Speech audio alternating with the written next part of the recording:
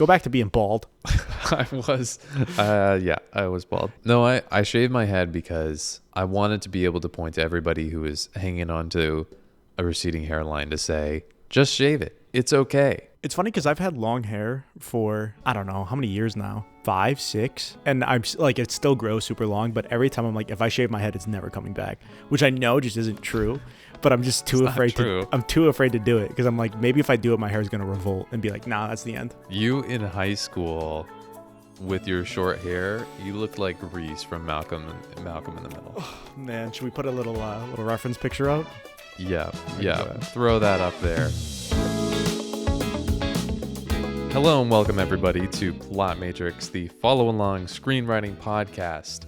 On this show, we are writing a movie about a fictional treasure hunt industry, and today we're going to be going over some feedback that we've gotten from our fans, listening to some of the voicemails that they sent in, and reading some of the comments that we've received here on YouTube. My name is Jackson Casimiro, and this is my co-host, Brian Smail III. Hello, coming to you live from downtown LA today. Coming to you from a different part of Los Angeles. You're not even really LA. I am literally in the city of Los Angeles. We're going to put the map on the screen here where we see how the part that you live in is just the sad, forgotten sibling. Well, I hope you enjoy your tax revenue from my port of Los Angeles. It's great. Thank you. Thank you for annexing me. Of course. Really, really appreciate it. No problem. Great. Well, on this episode, because this is sort of an extra feedback episode, we decided to try a little bit different of a production style.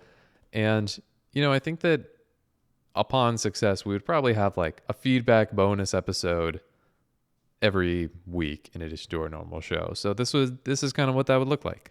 Definitely. And I hope you guys enjoy the audio quality today. I told Jackson that I would... Oh, shut up. You go ahead. You give your explanation. I don't feel... No, you say it first. So there was a moment before we shot the last 2 episodes, which is great because you saw it the first week and said you were going to fix it for the second week, and then you didn't fix it for the second week. But the first time you looked at the audio hardware settings and you saw that it was on your microphone, and you're like, sometimes it gets swapped over to your laptop mic.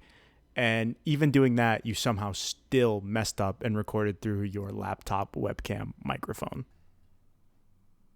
So the reason the audio sounds so bad on your end for 2 episodes straight is your own doing. Yeah, no, I thought that the bet was if I could mix the audio well enough that no one would notice, that we wouldn't bring this up. And how do you think you did? No one noticed. How do you think you did? I think I did fine. I mean, if no one comment, it didn't make the episodes unlistenable. We didn't need to re-record or anything. It happens. Yeah. It's honestly though, it's really sweet to me because you bought another microphone to one up me, and now for 2 of the episodes already, you haven't even used it. Well, can we cut in where Apple says that my MacBook Pro has studio quality built-in microphones? Yeah, definitely. Because they did call it that. So I was just testing their claims.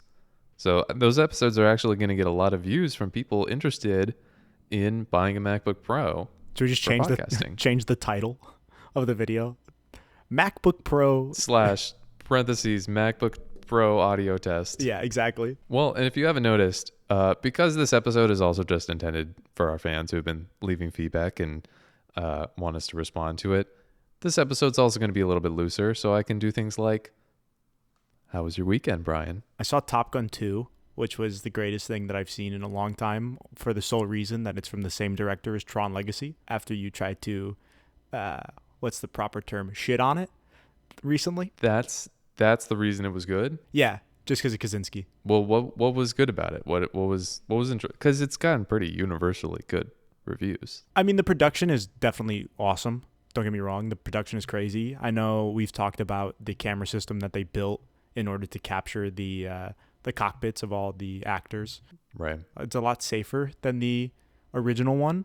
I think like it follows a pretty standard structure. You can see all the moments that are going to happen. But you and I have said that predictability doesn't necessarily mean bad. If you're having a movie that is predictable and you still execute, I think it's just a sign of, consistent screenwriting. Yeah, I actually could make that a pretty aggressive statement. I really don't care about predictability. If a movie can surprise me, I will give it some extra credit, but I kind of like everything to be in their place for the arc to kind of be correct. Not that like how it exactly plays out should be obvious within the first 5 minutes, but yeah, I don't particularly mind that. So You're anti-twist. twist endings, Yeah. I mean, the thing about twist endings is that if it can feel like as a viewer, I put a bunch of effort into following the exposition, the characters, and all this stuff, and I'm setting up for some type of conclusion. If there's a twist, then it may not necessarily, it may feel like that work as a viewer, that like cognition went to waste. Yeah. Or what the way that I've said this too is it's not the same thing, but it's a similar concept where if you finish an entire season of a television show just so that you end up back at square one, and basically that whole season was just a detour, that drives me crazy. Yeah. Cut all the fat, get to the point, right? I hear that. Yeah. As I'm the actual hypocrisy of me saying that on this episode where we're just going to let it ride. Yeah. I mean, this will get chopped one way or another. Oh, you know what's fun actually that I did this weekend? I don't know if you realized yesterday. I sent you an email. And I didn't attach the thing to the email. Oh, you didn't attach it? No. What the? So what? Let me see. yeah, I kind of. Oh my God, there's no attachment. Yeah, that's great. That was a rookie move. I think this is actually a good place to put this in here. So coming up this summer, I'm going to be shooting my first feature film. We're going to be balancing the podcast with that and all the content on Plot Matrix with that. So upcoming episodes might look a little bit different as the workload for that picks up. But this weekend, I finished the second draft of it, and my plan is only to do one more touch-up draft before we go and shoot the thing, because I know you can get stuck in the writing process forever, and you can just keep revising, and it does improve a lot of the time, but I'm okay to just call it where it is and actually get shooting, especially for its style and its genre. So part of what I did this weekend was finish the script and send it out to the peers and friends that I trust to read it and give me notes. Awesome. Cool. Are you still sort of logging the production or anything like that? Yeah, so the plan is, it was funny, when I was doing the last rewrite, I was going back through my audio recordings on my phone, because I took voice memos of my first like notes meeting with the two principal actors, and I was using that, and I was like, you know what, this is already a good foundation. So now as I go through and I do notes with people, I might try to do a setup like this where I record and see what people say and just get the overall thoughts, so I have it on camera for myself to utilize, but also so I could share kind of what the process has been like. Yeah, because maybe you'll just put together one video for Plot Matrix that's just like the production story of boy life in LA. Right. That is the name. It's a found footage comedy about three roommates who lose a mini DV tape one night after a full night of drunken shenanigans, and then they have to revisit all of their sins from their night out the next day and try to uncover what they shot on the tape and the different items that they lost along with it. The Hangover meets Blair Witch Project. Yeah, kinda. I mean, I fell in love with found footage. Matt Johnson as a director has just become like such an influence for me over the last couple of years. Oh, yeah. So I know you've seen Operation Avalanche. The Dirties is on Amazon Prime right now as of May 2022. Mm-hmm. So if you have the chance to watch it, do it. It's a very controversial movie, but it's so well done that it's very much worth a view. So Operation Avalanche meets The Hangover. It's probably better. Yeah, definitely. Yeah. What about? All right. Well, why don't I introduce? Why don't you talk we didn't talk about my weekend. Yeah, I mean, I feel bad. I just talked a lot, you know. Yeah. No, I went to San Francisco for my sister's graduation. See, I normally just have a number done on all the sides. Dense, suburban, Los Angeles weather. Oh, they can't hear you defend yourself, bro. This is like, there's literally like F-22s flying over my house. Okay, but why don't I? We can get into the. Well, yeah, we can start now. I had a good weekend. Yeah, good. Love to hear it. The first voicemail is going to come to us from a friend of mine from high school, Ryan. No last name. So let's listen to this voicemail from Ryan right now. Hey, this is Ryan. Just wanted to share a few casting suggestions for Windwood Treasure Co. I think the CEO can be played by James Cromwell or Michael Christopher. I think Martin Wallstrom can play Benedict Windwood, whether it's based on a poster or flashback, or he could play someone on Dennis Hudson's team who sort of keeps his composure, is very collected, but then gets gradually more unhinged as the story goes on. And then the last idea for now is Elliot Villar. Not sure who he'd play, but, he could either play against type and be part of the protagonist's team, or he could be another person of Dennis Hudson's team. But, yeah, those are some ideas that you guys could sort of mull around. So, yeah, that's it. Also, James Corden and Amy Schumer should play the main couple. James Corden and Amy Schumer, the same couple. That is a power couple. I watch a lot of movies. Mm-hmm. I don't know a single name of anybody he just said. We're basically getting into casting territory now that we know our characters. It'd be helpful to have cast in mind. So I'll just say you can do what Ryan did and make casting suggestions. And in the next couple months, we'll be doing an episode that sort of just goes over all the characters and their bios and the casting references to have in mind.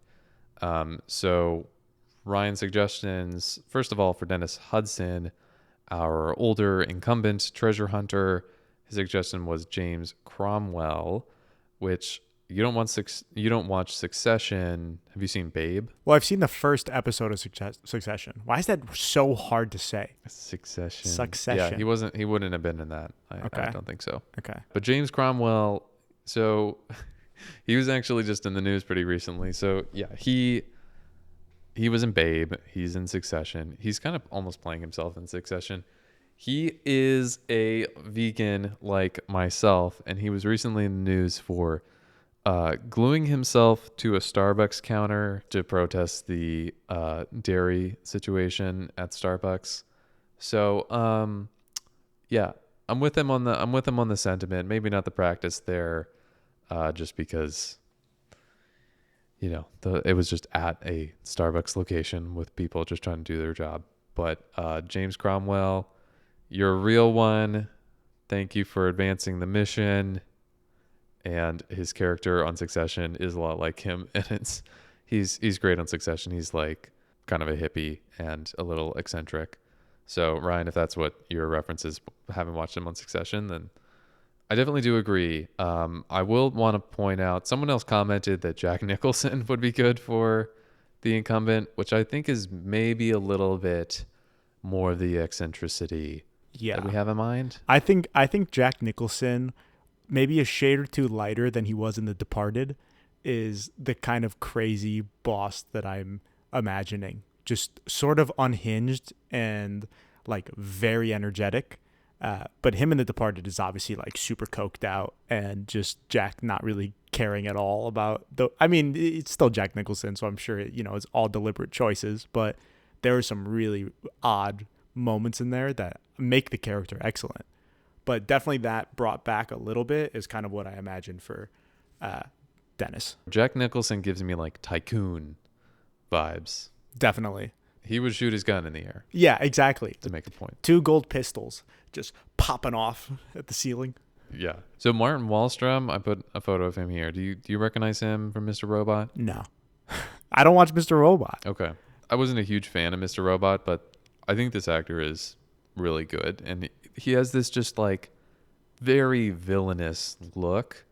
And so I think that him as someone on Dennis's team, just once we get to the point of writing out who exactly all those other characters are, because we've established that the incumbents team is going to have this second inner conflict, and possibly someone trying to take over Dennis's seat at the helm.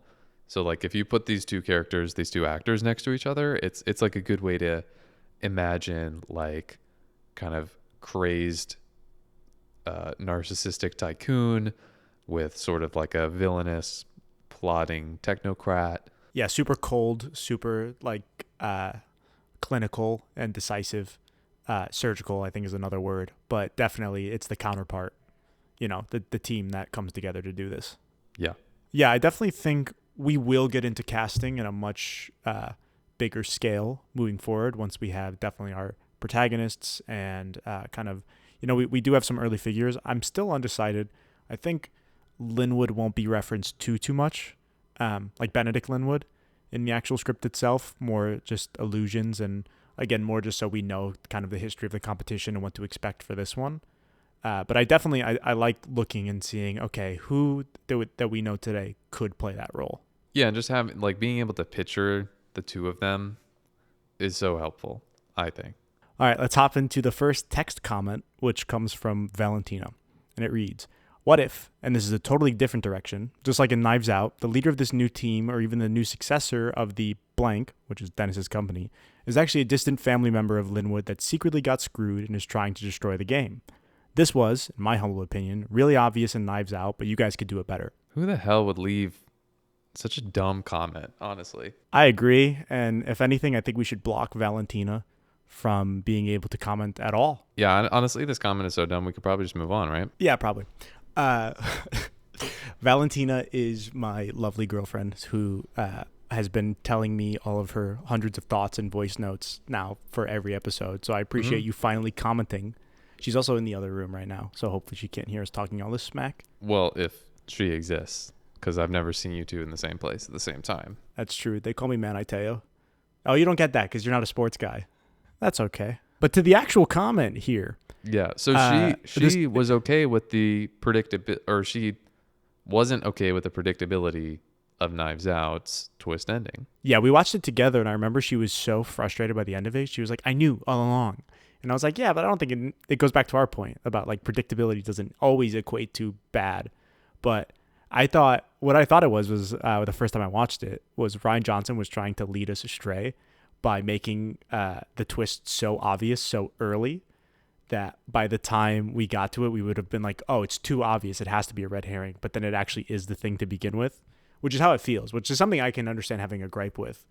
But I mean, I don't think the predictability makes it bad, to be honest. I mean, it's like a campy murder mystery dinner party. Like, I don't think that it's super campy. But I will say that for ours, I and honest, I do like this idea, and it immediately sparked an idea for me that what I like about like the sort of hero's journey trope is that right at sort of this all is lost moment, they will get divine intervention to help them get back up on our feet. And we could add this element of mystery or a twist to our story by having either like a long lost Linwood family member or someone trying to destroy. Sorry, I was trying to fight through it. Ugh. Disgusting. I'm allergic to twist endings, apparently. But yeah, so somebody can help our underdog protagonist at a moment where it feels like they're going to fall behind. I do think it's interesting to have it be an actual Linwood family member, maybe even playing off of Knives Out, somebody who was cut out of those fortunes. So maybe if it was, the fake character that I wrote, can't even remember his name. Thomas Linwood, when his children got cut out of the will. Yeah. And then Margaret's children got, the actual reins of the company. It could be fun to play with them actually being, them actually seeking revenge and trying to take the game down. So, if we don't get any money, no one does. This would just add, one more layer of like complexity and conflict that, we can decide how involved that actually becomes in the story. But I think it's good that we're building a lot of layers into the conflict, because conflict is something that I think some filmmakers literally almost forget about, to be honest. And I think it's something that like pop culture movies do a better job at, honestly. And so I think maybe at the end of this episode, I'll recap the sort of list of conflict or tensions, because we're going to cover another one in just a second. It's fun because this being so global, it gives us a lot of places to introduce a lot of smaller conflicts and then have our threads throughout. So it doesn't seem like we'll ever have a shortage of it. It's just a matter of keeping everything in check and making sure that it all plays. And dropping the least performing one, perhaps. I agree completely. Okay, so let's bring Tyler's voicemail into this conversation. Hello, Plot Matrix. This is Tyler. Just gave the most recent episode a listen, and I have some pretty awesome ideas for the incumbent, aka Dennis Hudson. I'm very intrigued by the idea of him entering the field, like Brian had mentioned, and I was thinking that maybe the one thing that pushes him over the edge to him kind of having to take matters into his own hands would be a treasure hunt going unfinished or unsolved for the first time in history, and it being international news, and him being publicly ridiculed as, this great game master who has finally failed. So for that reason, he enters the race. I also found the idea of someone not involved in the race still being able to find the treasure very interesting, because if this were to make the international news and become publicly known that Dennis was entering the race personally, our hero could get visibility on the race through that and start retracing his steps as external to the treasure hunt teams and catching up to Dennis eventually, so that they're neck and neck and there's just the one final unsolved clue. So yeah, really enjoying the show. Thanks, guys. Awesome. Thank you, Tyler. Wow, a lot to unpack there, but a lot that I really like already. I'll let you react first, but then I will chime in. I mean, I think that he left this voicemail before we really discussed in earnest this idea of a prize having gone missing, which, is one possible option for the protagonist, which is that they, in the last episode we talked about this, they either found the prize and they were allowed to join the next year, or they found one of the clues along the way and they were able to sort of pick it up from there. I think that there's something obviously really compelling about the accidental spontaneity of that. Yeah, I actually think moving forward, after we do our protagonists, before we even get into our treasure hunt, the year of our Lord, 2024, I believe is when it's going to take place. Mm-hmm. I think we should do the one that is develop the one that happened prior, because it feels like whatever is happening in the one that we're examining is a direct response for the treasure hunt that came right before. Whatever cycle was right before, it feels like it's building off of that, and the circumstances have changed because of that. And it almost feels like it was already a failure of a treasure hunt, or something went horribly wrong that has caused them to bring in a new game master, change all the rules, change the landscape, and then allow this crazy conflict that would bring Hudson down. Yeah, and I think probably the idea that I prefer out of those is this a celebrity or world leader or somebody entering the game and getting whacked. I mean, I think that it... Are you Italian? Hey, he's getting whacked, huh? I mean, that's what Dennis would call it. But making that person either a celebrity or someone with a following, that would up the stakes and probably set up the idea of either undercover feds or some tertiary antagonist. I like that a lot. I like the idea of, now, I know we talked about no audience, but it just seems like the notoriety is increased. Mm-hmm. I still think we need to play with, it's tough, because both ideas feel really cool, and this would be something that if we made Windwood into a franchise, it would be a lot of fun to have one actual film be about it.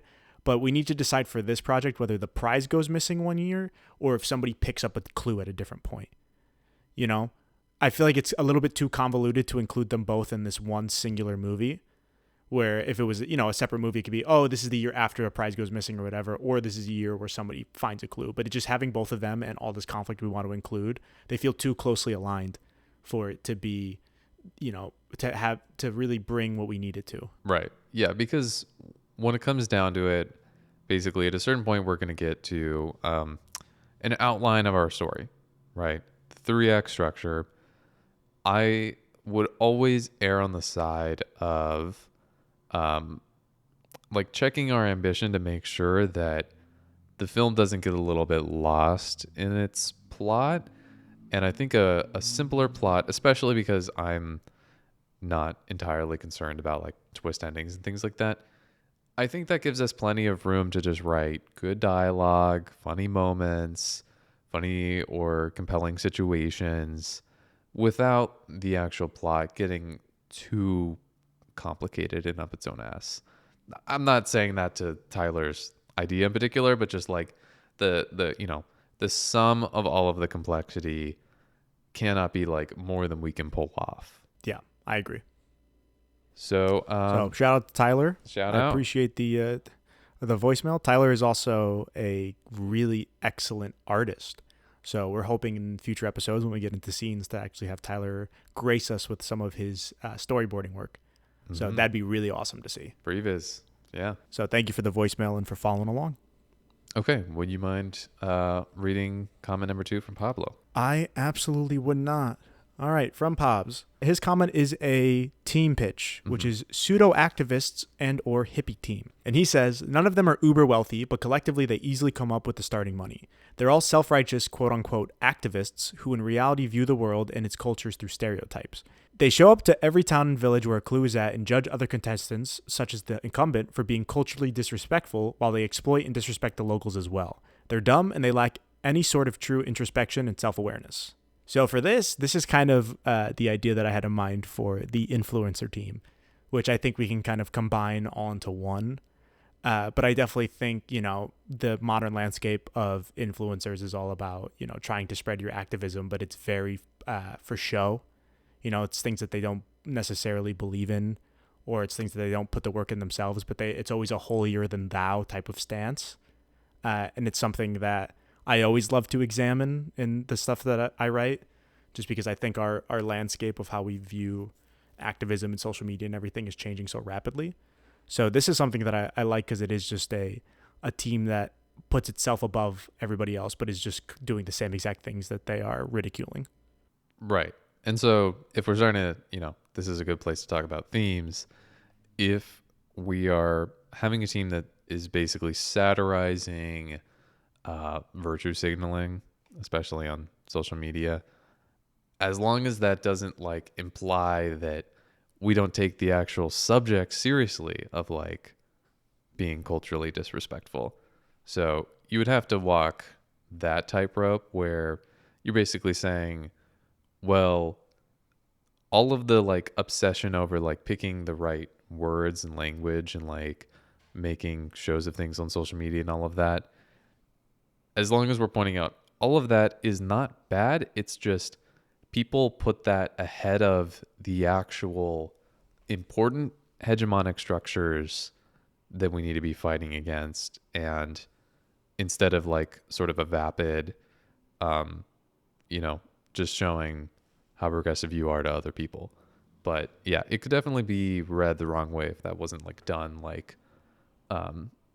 tactfully. We could really just look at this team as an expose team. That's their sort of mission. They're going in, they saved up all these funds to go compete, and they're going to, follow the incumbent and show how they are just so disrespectful. But then they're also having locals come in and oh no, stand here, make it look like I'm involved here. Just putting the image first and making it feel, the finished product is obviously going to look like they're doing the opposite, but the way that they go about the production of it makes them just as bad as the incumbent. Right. And we can position our protagonists as a contrast to them and actually representative of how we would hope people would navigate the situation. Definitely. I honestly feel like what we're going to do is just develop the protagonist and their morality, and then every other team is just going to be the opposite. Every other team is just going to be taking advantage of every possible situation that they can. Everybody else is satirizing these different crazy people in society. Yeah, it's funny. We haven't actually, we've touched on it kind of, but never formally talked about it. But realistically, there are so many other industries within this single treasure hunt. Because I imagine this team is somebody who is a social media company, not company, but, a page that people are trying to create and monetize and, do their work for and make money from it. But it's honestly the same thing as, Hudson just trying to commercialize the entire treasure hunt. It's just there are different ways to go about monetizing this treasure hunt for your own gain without even necessarily needing to be fully competitive in it. I've used that word industry because I imagine that there are the so-called picks and shovels people, the people who are just making a buck off of the whole operation by being contracted fixers or consultants. Yeah, definitely. Okay, let's get the next voicemail in the mix, and then let's just Thank you, Pablo. Thank you. Yes, thank you very much, Pablo and everybody. And this is a voicemail from Ellen. Hi guys, this is Ellen. I have two ideas of team members. The first one is kind of like the undercover feds. I feel like the company should have plants, like people who don't actually have any interest in winning or really playing the game, but they're just there to like create chaos, to draw like media attention to the hunt, to kind of like make it more interesting, get more viewers, etc. And then my other idea is like an underdog character, which like it'll probably break people's hearts that they like aren't winning, but it reminds me of like Project Impossible on Netflix, where they go around and they like raise a bunch of money, and it's like their last ditch effort to like rise above poverty and stuff like that, and they like have no resources and no funds, but they're like super smart and super capable, so they like get really, really far. Yeah, but that's it. Thanks, guys. As a recent law school graduate, I definitely thought Ellen was about to be like, they should just have a team of lawyers. So I appreciate the imagination, Ellen. She's gonna kill me when she hears this.